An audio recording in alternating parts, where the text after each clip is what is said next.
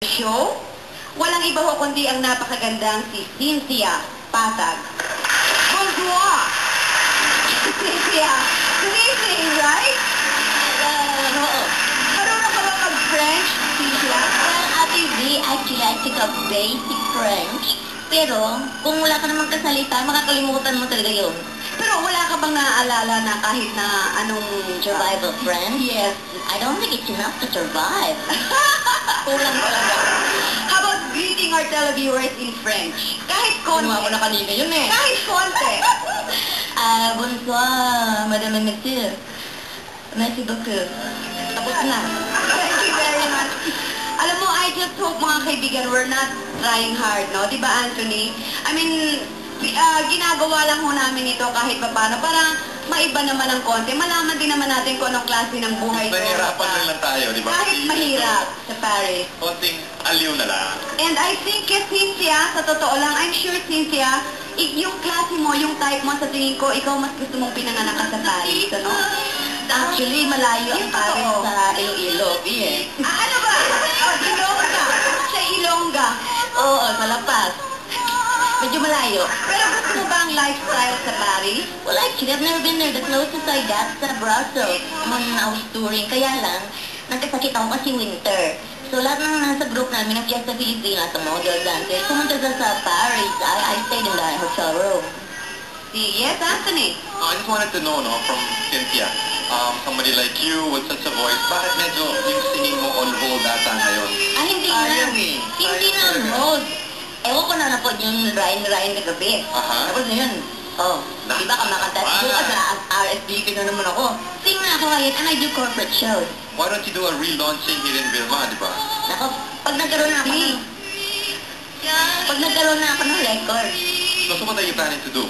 Apart Well, from your normally naman, I do corporate shows. I do shows for corporation. Actually, last Wednesday, it was for the Manila Memorial Park Corporation. And then next week, I'm going to be in Ormoc. Yes, I'm going to be in presentation and I have a Triumph corporate show. So they don't get much publicity because it's private. In terms of singing in hotels and more public places, yeah.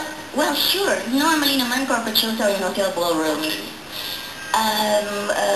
Yun, hotel ballrooms, pero sa kompanya lang. Okay.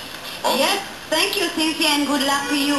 GTV. I hope pagbalik niya sa recording, how will you say this, recording, dito mo unang i-launch sa Vilma.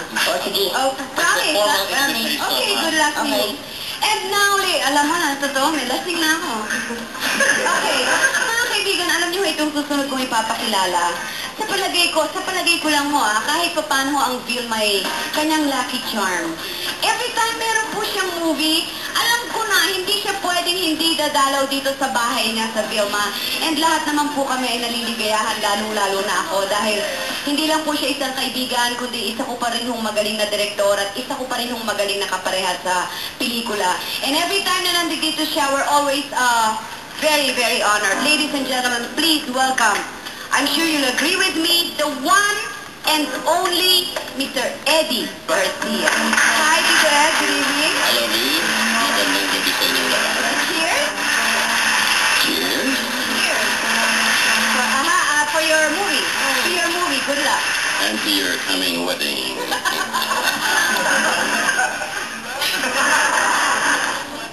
Nasa Mikano. Naisahan ako pa. Sabi ni Smith. Naisahan ako. Mr. Ed, how are you? Okay, fine. You looking good? Survive. Yes. And tinatawag si Tito Ed na the silent superstar, di ba? Yun ang sinasabi nila na siya yung hindi na kailangan mag-expose, pero sa totoo lang, siya po isang superstar. Tito Ed. Thank you, V. And I heard you have a new movie. Hindi naman ito refrigerator. Hindi refrigerator ito, ha? Yes, hindi refrigerator to, ha, Tito Ed. Kamukha na nasa Condora. Condora. Yun ang... Tell us about the movie, Tito Ed. Ano na namang bago dito para sa'yo? Well, first of all, itong Cordora, lulutang ka sa sarili mong dugo, ay based on a true-to-life story of Major Cordora ng Pasay City Police. He's one of the most awarded police officers, and ang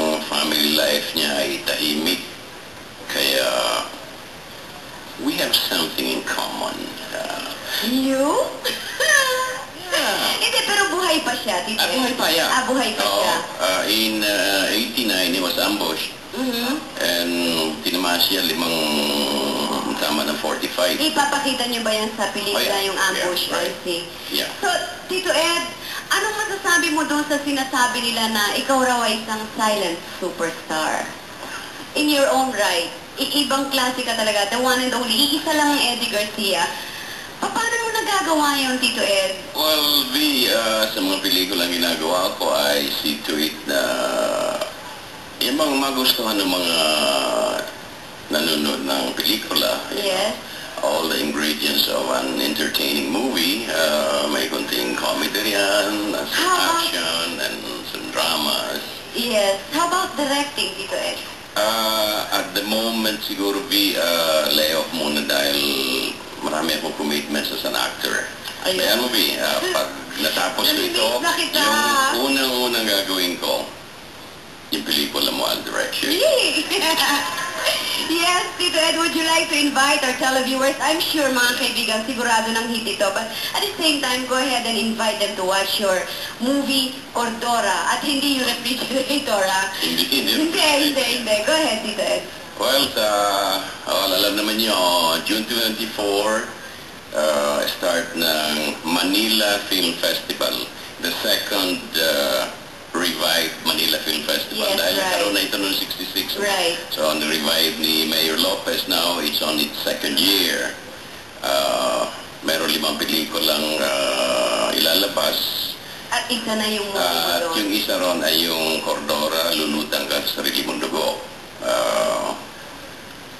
Sana tangkilikin natin ang lahat ng entries sa Manila Film Festival, yung 5 pelikula. At huwag na rin yung kaligtaan yung Cordora, Lulutang Ka sa Sarili Mong